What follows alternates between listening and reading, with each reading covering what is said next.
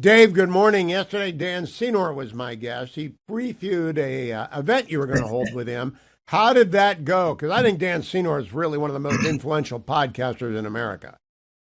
Yeah, it was great, Hugh. Good to be with you. Yeah, we had a series of events yesterday. We started with an event with the Jewish community in Harrisburg, and then came to Philadelphia, and we had probably 300 people in a synagogue in Lower Merion, and we talked about the challenges right now with the brutal attacks on Israel, anti-Semitism, you know, growing across our country disgracefully on our campuses. And we talked about the need for leadership and moral clarity. And sadly, my opponent, Bob Casey, was the deciding vote for the Iran deal, which has allowed Iran to underwrite all this terrorism around the Middle East and around the world. But he's also not been a strong voice when these horrible things have happened on our nation's campuses. So it was a very interesting conversation because Dan was able to draw that out from the audience. And we talked about the need for a real change in Pennsylvania. Now, Dave McCormick, and I'll start calling you Senator McCormick-elect or Senator-elect McCormick come November. I do believe that the votes of Friends of Israel, Jewish and non-Jewish, matter a lot. I think they're shifting to Donald Trump. But I also don't think Arab Americans are going against Republicans because they don't like Iran any more than we do, right? Well, that's the one thing that's almost unified many countries across the Middle East is Iran poses a really an existential threat to the region and to the world. The possibility of Iran getting nuclear weapons, the terrorism it's funding. And so, yes, one of the biggest concerns of countries like Saudi Arabia, the participants of the Abraham Accords, is the fact that Iran's on the rise and is promoting this radical extremism and terrorism across the region. So this is a challenge and a threat created by weakness. The weakness of the Obama administration, followed by the weakness of the Biden administration. And think about it. A lot of these horrible things didn't happen under the watch of President Trump. I think in large part because our adversaries feared that America would respond decisively. Under Trump, we killed Soleimani, which I think put fear in the hearts of terrorist leaders across the Middle East. Under President Trump, we had the Abraham Accords, which my wife participated in as part of the team that negotiated those. This is a moment where we need to have strength. And when we don't have strength, guys like Putin, Iran, China, they all test us. They all threaten us because they think it's a moment that America's weak and that they can take advantage of it. Now, Dave McCormick, I think Senator Casey may be the weakest Democrat out there. And I was not surprised, though the country was, to see in the New York Times Siena poll, the day that it came out, there came out a poll that showed you were tied with Bob Casey. Now, I know there is such a thing called polling response bias. So Republicans tend to be 2 or 3 points ahead of where they are in a poll because they tend to under-respond to polls. It's not about the sample. The pollsters are doing the best they can. They're not trying to load the dice. Just Republicans, more generally than Democrats, don't answer. Were you surprised to be tied this early in this race? Well, I always knew from the very first day that this would be a very tight race when I decided to jump into it, and I also knew that I was the underdog and the stakes were very high.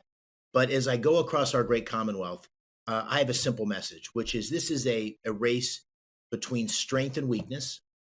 Bob Casey's been a very weak senator. I've been a strong leader my whole life in the military and business, creating jobs. And between common sense policies and a radical liberal agenda that's going to destroy our country. And I really believe that in my heart. And with Kamala Harris at the top of the ticket, you have someone who could not be more extreme, could not be more out of step with Pennsylvania. And in Bob Casey, you have a sure thing. You have a sure vote. Someone who voted 99% of the time with Biden Harris, someone who voted 100% of the time with Harris on tie-breaking votes, and someone who will support a radical agenda to end the use of fossil fuels, ban fracking, legalize illegal immigration, give amnesty to legal immigrants, federal benefits, mandatory buybacks of guns. The list goes on and on.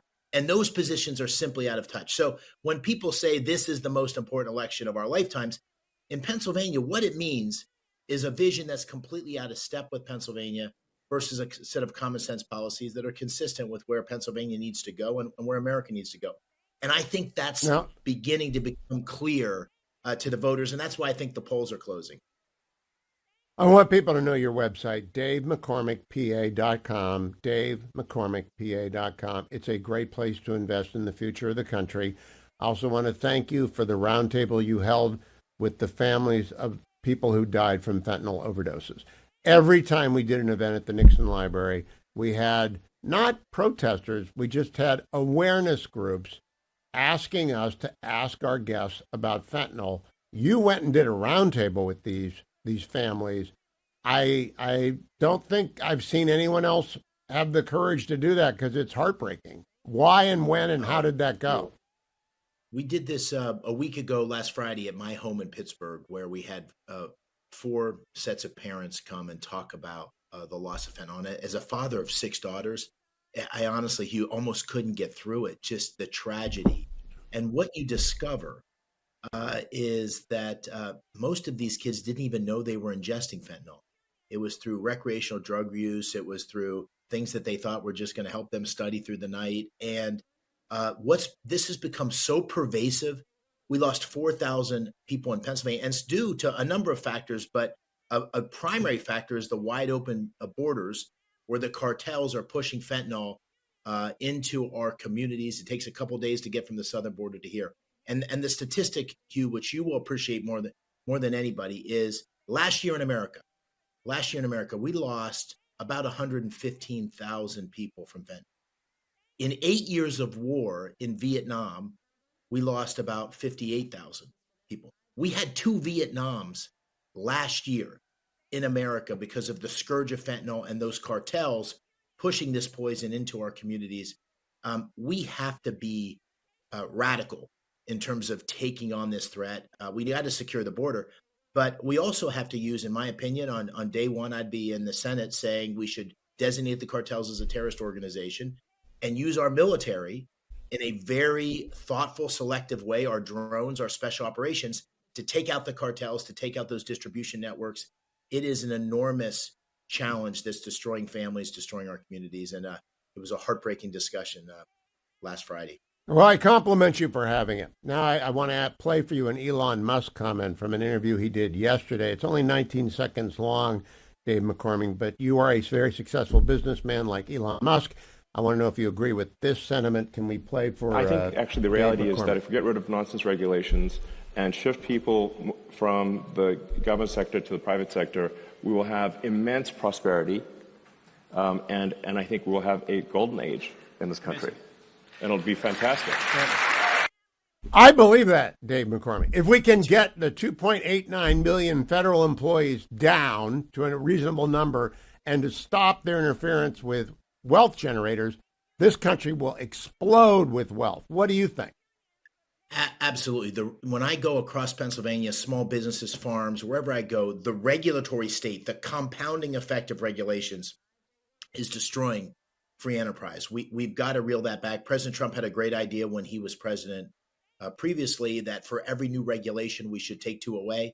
I've put out a plan where we need to not only have much more discretion in terms of being able to hire and fire federal employees, but I think we also need to move these departments out into the country. And that's one of the many ways to shrink the footprint of our government. I propose, for example, the Department of Energy should go to Pittsburgh because the people who are regulating industry should be among the people with whom they're regulating. And we need to have some radical shakeup in Washington. One of the benefits of being an outsider, someone who's been in the business world for 25 years, is I know how to bring about change. I tell people on the campaign trail, Hugh, if you like the status quo, I am not your guy. Do not vote for me. Vote for Bob Casey. If you want to shake things up, you want to change Washington, I'm a guy who can do that. Dave McCormick, thank you. Keep coming back. All of you out there, visit davemccormickpa.com because the money flooding in, the dark money flooding in against Dave McCormick is immense, but your small dollar donations matter a great deal.